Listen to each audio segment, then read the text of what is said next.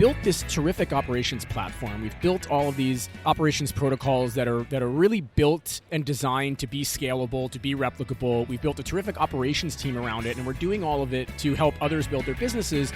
We need to start doing some of this on our own.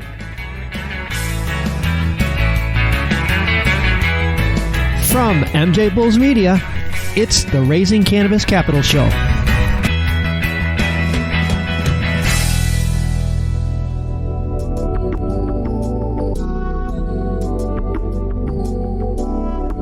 Hey, Kris, how's it going? It's going well. It's a nice day for a cannabis conference. It is. We're here at the Cannabis World Congress Business Expo in Los Angeles with Kris Krane. And Kris is the president of Forefront Ventures. I'm going to let Kris tell you the story, but I met Kris a few years ago when he was more in an advisory capacity, but their company has morphed into so much more. So, Kris, can you maybe bring us back to when you guys first started and, what got you to where you are right now? Sure. So, to take it back just a little bit farther, I spent most of my career working on cannabis policy in Washington, D.C. So I was one of the founding members of Students for Sensible Drug Policy. When I was an undergrad, I was the associate director at Normal for 6 years in D.C. and then the executive director of Students for Sensible Drug Policy. So I've been in this for a long time. We started Forefront in 2011 as Forefront Advisors, a consulting business, where we brought in some really high-level folks from outside the cannabis industry to create SOPs and operational best practices, as well as some regulatory experts, where we would help people win licenses and then help them set up their best practice operations, particularly on the retail end. Well, in 2011, there wasn't a lot of licenses out. There were not. That's right. We were involved in some of those early states, and we won a lot of licenses for clients around the country, and really built a robust operations model for people to run a scalable, replicable retail. And it was in about 2014, 2015 that we started with our evolution from consultants into operators. And part of it was, we started getting some access to capital, and we kind of took a look at the landscape and said, we've built this terrific operations platform. We've built all of these operations protocols that are really built and designed to be scalable, to be replicable. We built a terrific operations team around it, and we're doing all of it to help others build their businesses. We need to start doing some of this on our own. One of the differentiators between us and some of the other multi-state operators out there is that we spent a lot of time building the engine. So building the SOPs, building the operations protocols, building the manuals, and building a training program. Sorry to cut you off, but initially you're doing that for all the people that you're advising. That's correct. And you're perfecting it through working with them in all their different states. That's right. And now you say, we have this model in place. Let's do it on our own. We have the model, we have the access to capital, we've got the operating talent, we should start doing some of this on our own. And so that sort of began this evolution from consulting into operating. And I think, again, what differentiates us from some of the other multi-state operators out there is that I think a lot of our competitors in the space, some of whom do a really nice job, came from the business world and are really looking at this as a roll-up strategy, where they're going out and they're collecting licenses all around the country, but they may have a lot of disparate brands and are really spending more time on the roll-up than they are on how you execute and operate a coherent brand strategy across multiple states. So there's like a real eclectic group of companies that aren't really, there's no synergy between each one of the groups, whereas you're specifically going in saying, this is our brand, this is how we're going to do it, and maybe not grow at that rate through acquisitions. We're going to do it organically. Right. And we are doing some acquisitions, but we're much more targeted. We're trying to acquire companies that we think we can retrofit into our model. Okay. But we're really focused on execution, and we spend a lot of time building the engine, so to speak, so that we can replicate not just operations, but culture, which I think is really important. We think ultimately, if you're trying to build a brand, particularly a brand in the retail space, which is where our primary focus is, it's really important that if a customer goes into one store and they have a terrific experience, if they go into another store in another part of the state or another part of the country, even if it's a very different regulatory environment, that they feel like they're walking into the exact same culture that they... Starbucks, or you think about any sort of chain where it's not just the aesthetic, but it's the way that the staff interacts with people. Because if you have a good experience in one store and then you go into another store and the experience is subpar, it really reflects negatively on your entire brand. Or different. It doesn't even have to be subpar. Or different. It just has to be different. I'm expecting it this way, and you're giving it to me this way. It's not wrong. Right. It's very off-putting. Just different. It's extremely off-putting to the customers. I get frustrated with TSA at different airports if they don't do it exactly the same way.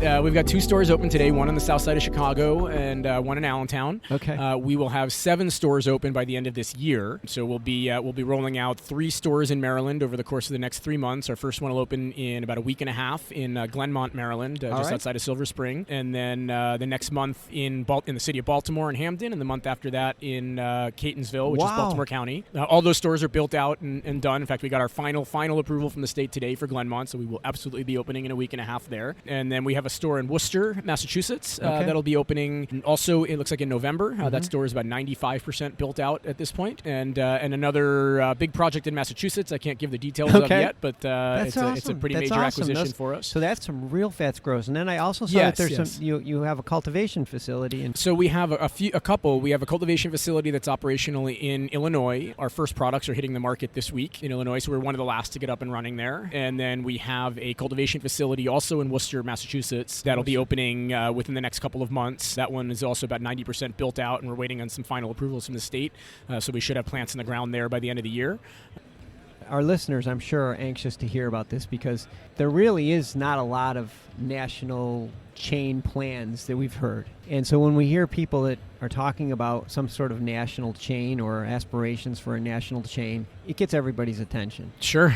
Tell us how, if there's an investor or somebody that's sitting there has a little extra capital that wants a chance on your company, how can they get involved? Well, it just so happens that we're in the midst of a capital raise as we speak. We're kind of on the tail end. We should be closing it out by the end of next week, maybe in the middle of next week. It's going very well, but we can still bring some folks in if people are interested. So we're doing this is a $15 million raise. We may very well go up to 20. We had about 10 million of that spoken for before we officially launched. So I think we'll probably get closer to the 20 million figure there. It's a pre-RTO round, so we are planning on getting publicly listed on the CSE in Canada later this year. So we'll be doing another round later on this year in coordination with us going public. Within 2018? That's the plan. We're pushing really hard to get this done in November, December. Wow. But we're closing the pre-RTO round now. Most of the proceeds from this round are going to go to help us close the acquisition that I mentioned earlier. We've got a very strategic and important acquisition that we're finalizing in Massachusetts currently. You can't talk about. I can't talk about it openly, but it's a very important and very strategic acquisition for us there. So a good chunk of this round will go to help us close out that acquisition, as well as to both optimize one of the facilities that we're buying and to expand the capacity, cultivation capacity in that facility, as well as to help finish up some of the other projects we have going on. So the dispensaries I mentioned, those are all funded and built out. So this is going to help finalize our grow in Massachusetts, as well as finalize this acquisition. So if somebody's interested, how would they participate in either this round that you're doing right now or the next round? Who do they contact? Sure. So they can either go to our website, which is forefrontventures.com. So it's the numeral 4 and then frontventures.com. They can also send an email to info@forefrontventures.com and let them know that they're interested in investing. That email will get read quickly and passed along to the right people. Sure. And I'm sure you're working with investment bankers and everything. So yeah. Yes. Well, because this is a pre-RTO round, we have we actually have a formal investment bank up in Canada that we're working with. 8 Capital is our lead up there, but they can come in through us. We'll get everyone under NDA and get the docs out quickly, and we can be quite efficient. And we'll have all of their information on the MJBulls website.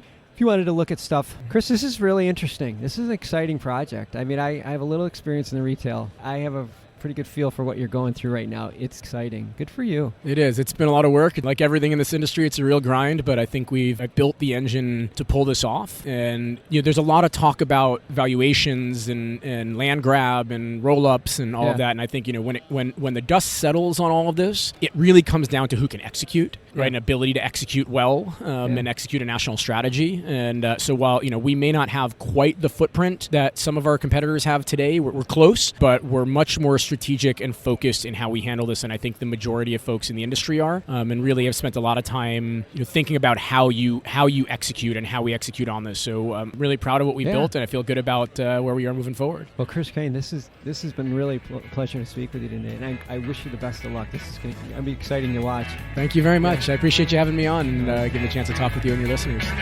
Good luck. Thank you very much.